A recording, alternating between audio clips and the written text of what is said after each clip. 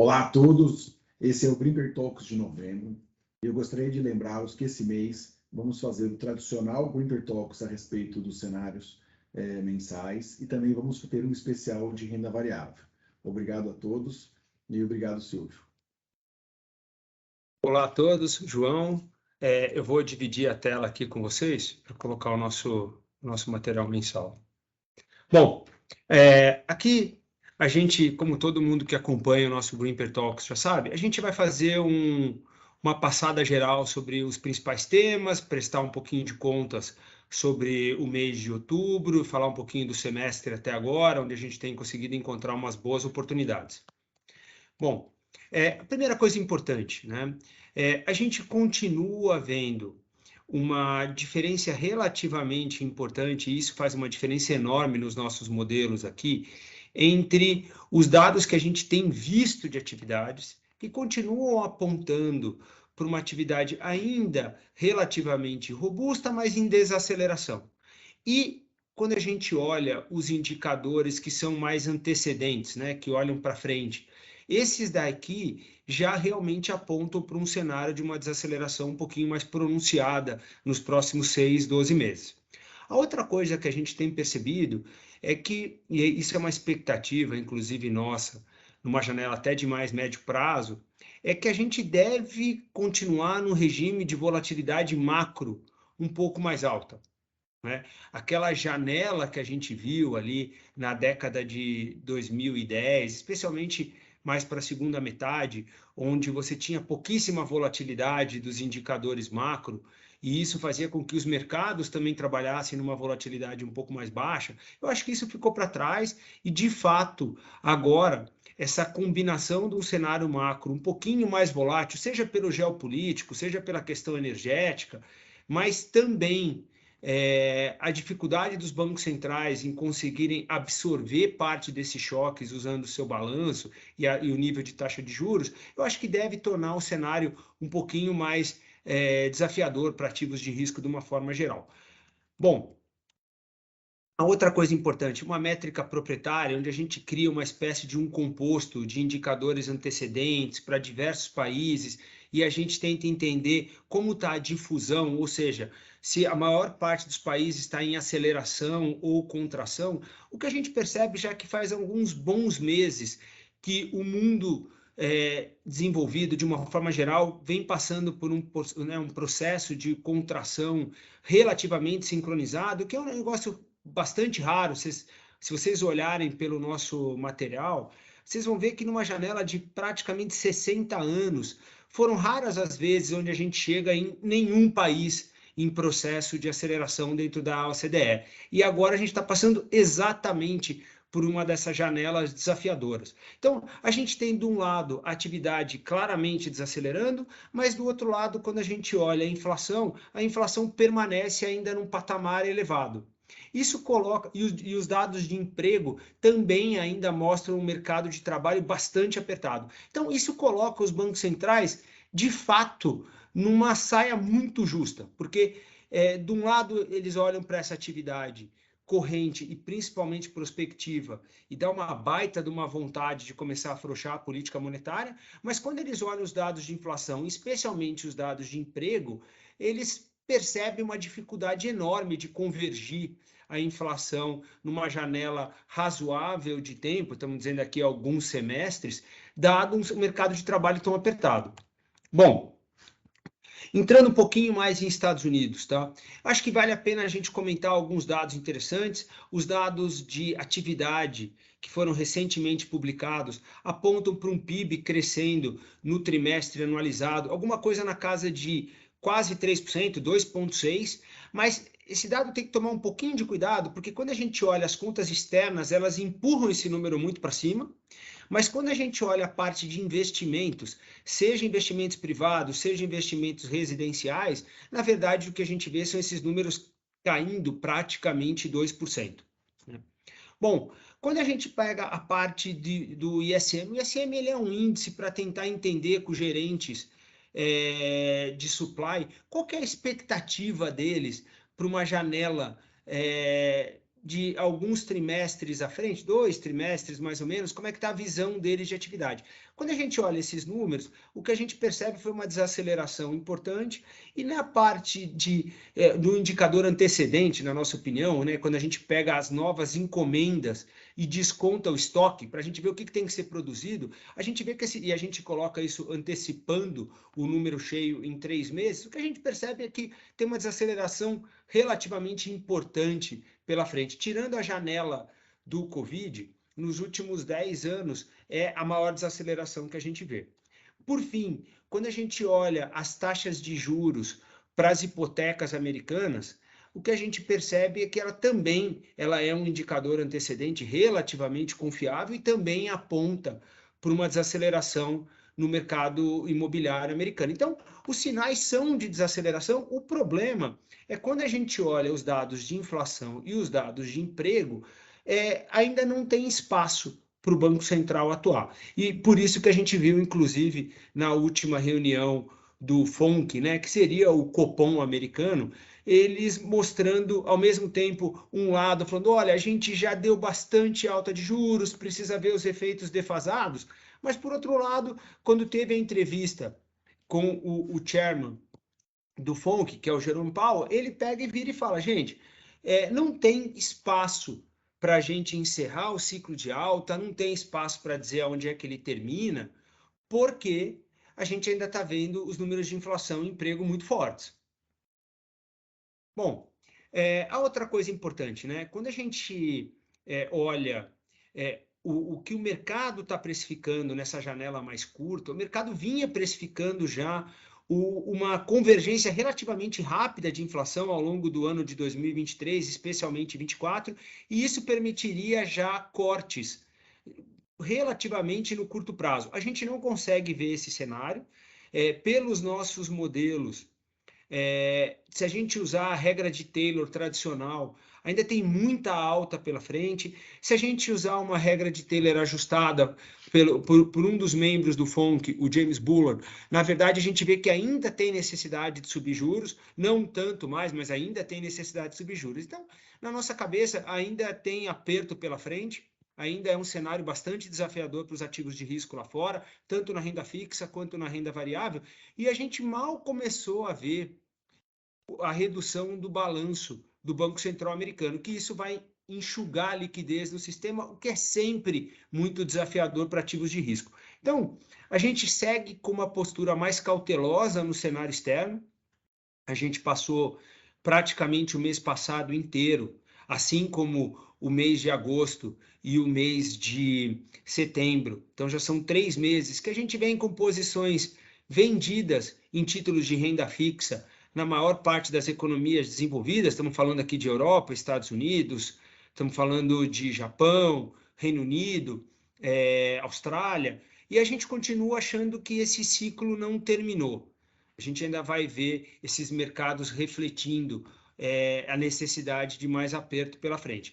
E essa combinação de aperto com desaceleração na atividade também não deixa a gente muito animado com o mercado de renda variável lá fora. É claro que a volatilidade está monstruosa, a gente já vai entrar nesse ponto, mas o cenário, na nossa opinião, ainda é um cenário em que o mercado precisa terminar de precificar os bancos centrais menos parceiros, vamos dizer assim, do mercado financeiro, né?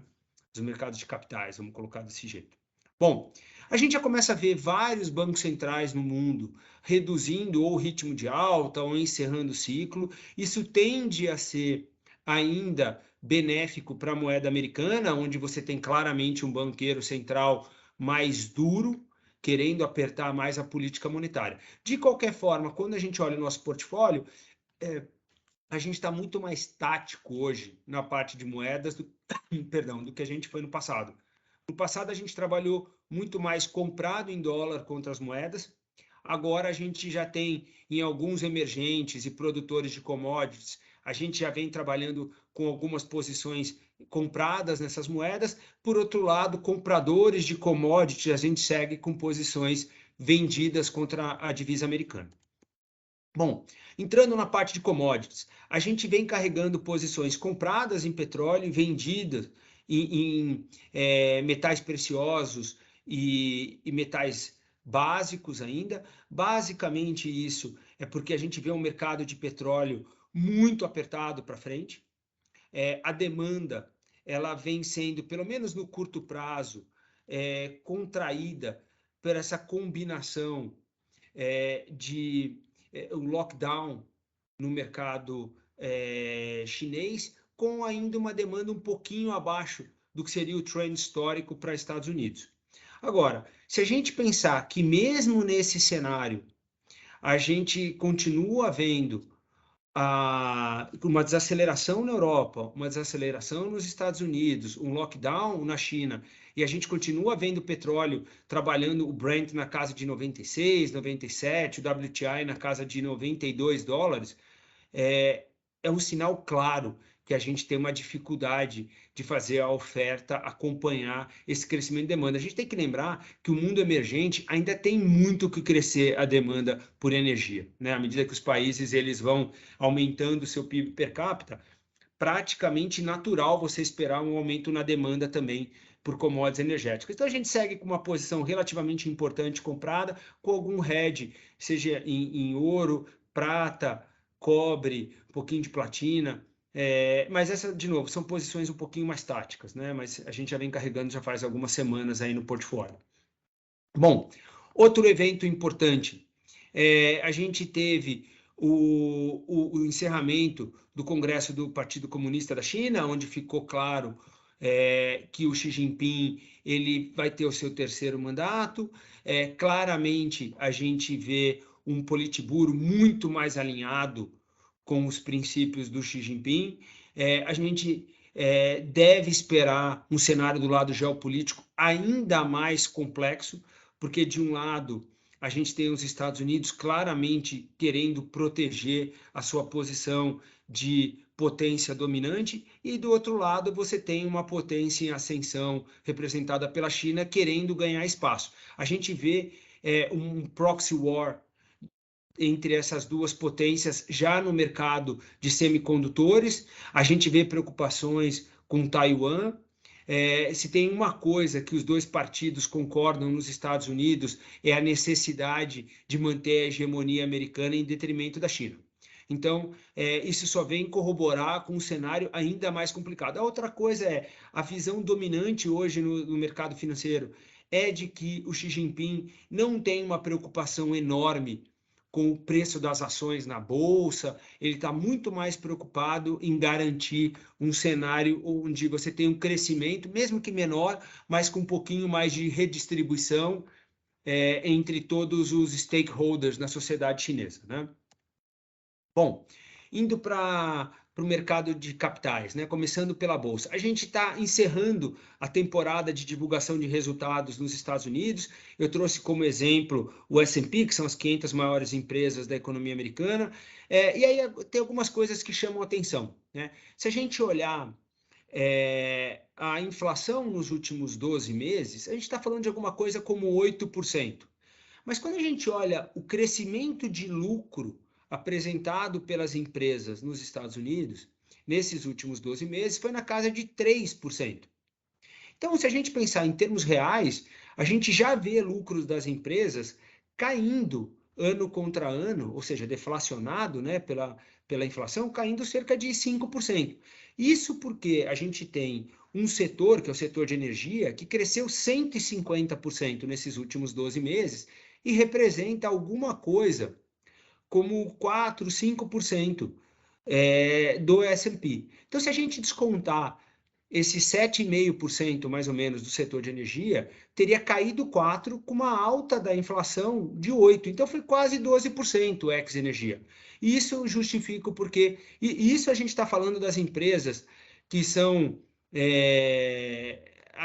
as grandes vitoriosas da última década, empresas que têm uma capacidade de se reajustar com uma alavancagem relativamente baixa, e mesmo assim a gente vê um cenário bastante desafiador. Então, nessa combinação de volatilidade macro elevada, desaceleração de atividade e política monetária mais restritiva, a gente prefere manter uma postura ainda bastante conservadora com bolsas lá fora. A gente não tem hoje posições vendidas especificamente na economia americana, mas a gente tem posições vendidas em mercados emergentes e a gente tem uma posição vendida em bolsa global. Na nossa opinião, é mais fácil você estar com uma posição vendida mais diversificada do que só nas empresas que são fortes geradoras de caixa, que têm um domínio relativamente grande nos seus campos de atuação.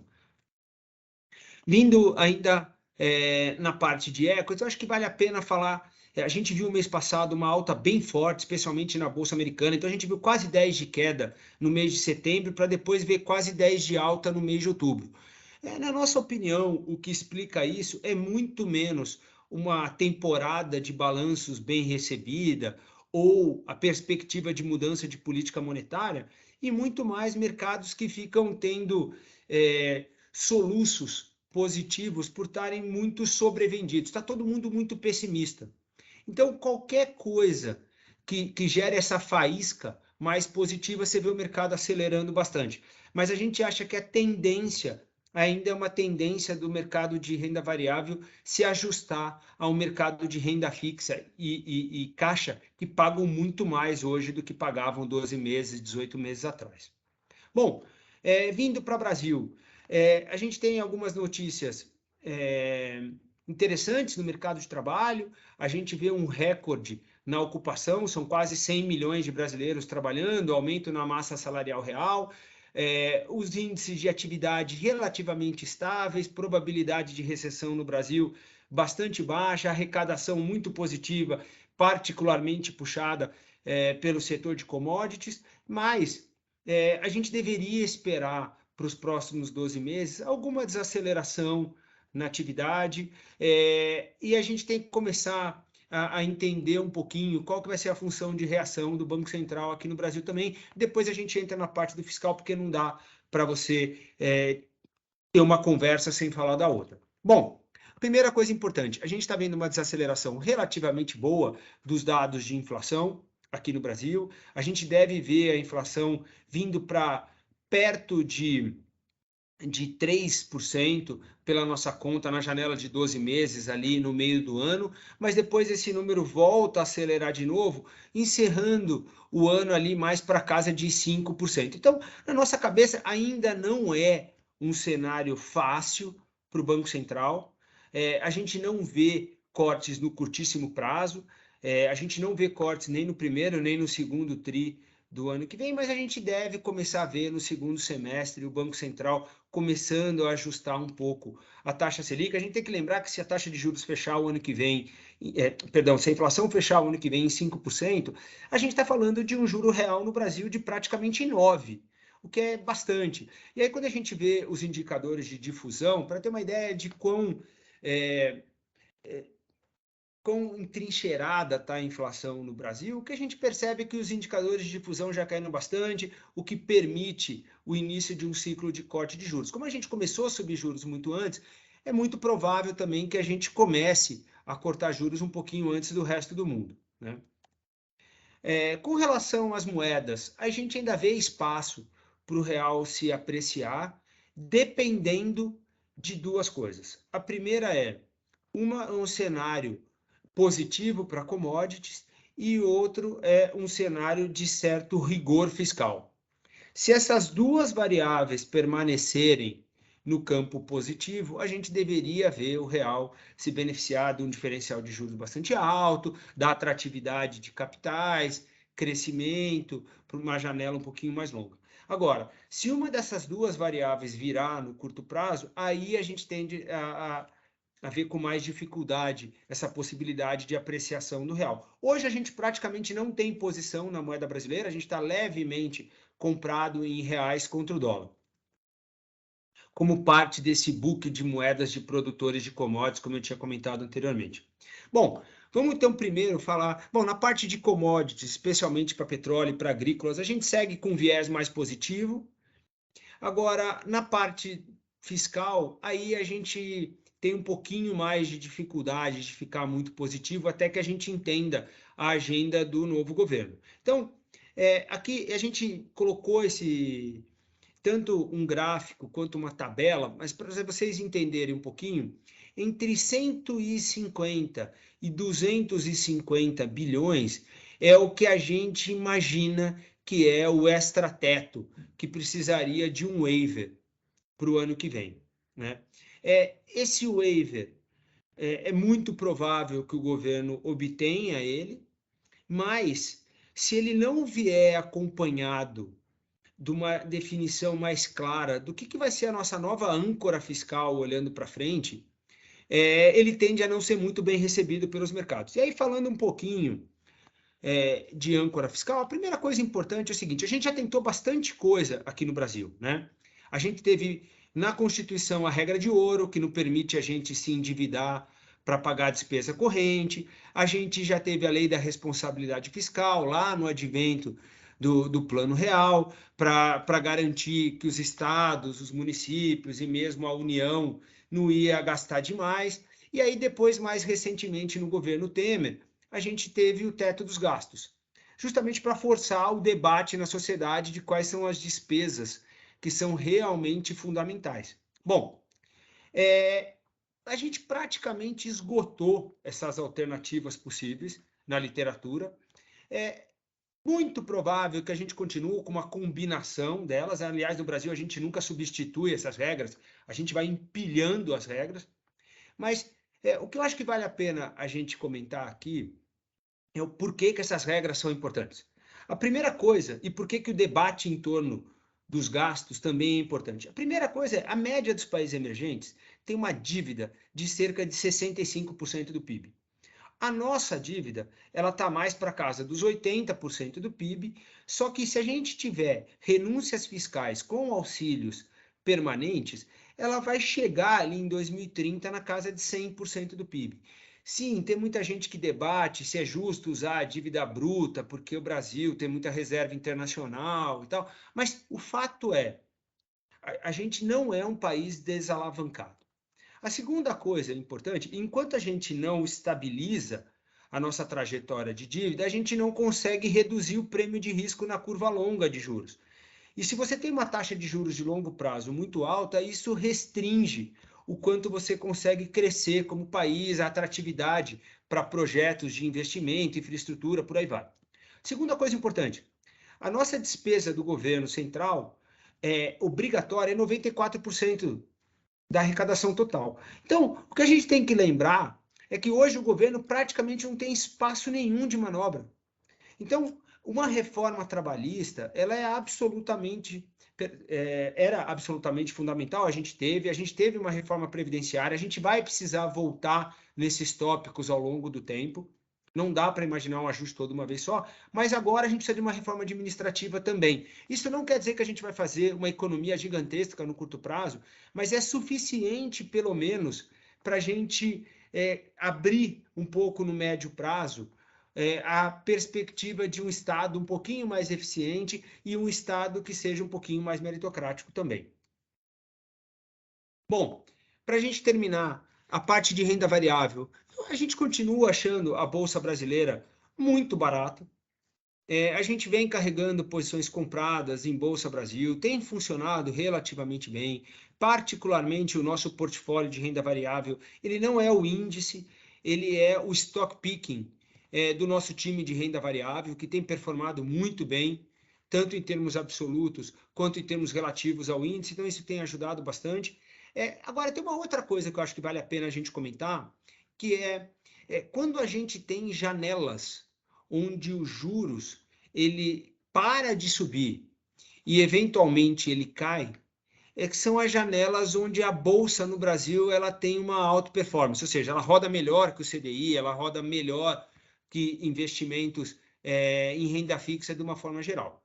E a gente está exatamente entrando nessa janela. Claro, isso depende da solução da nossa âncora fiscal para médio prazo. Mas assumindo que a gente vai encontrar uma solução minimamente satisfatória, esse é um cenário que normalmente atrai dinheiro para renda variável, normalmente a gente tem uma performance melhor da bolsa, e isso é particularmente verdade quando o valuation da nossa bolsa ele parece uma mola que está um pouquinho mais comprimida. Então, a gente segue com uma posição comprada, a gente já teve uma posição maior, hoje essa posição ela é menor comprada em Bolsa Brasil do que a gente carregou, justamente porque a gente ainda não tem essa transparência da nova equipe econômica e qual que é a agenda fiscal para o Brasil. À medida que isso vai clareando, se for por um lado que a gente considera sustentável, a gente deve voltar a aumentar essas posições.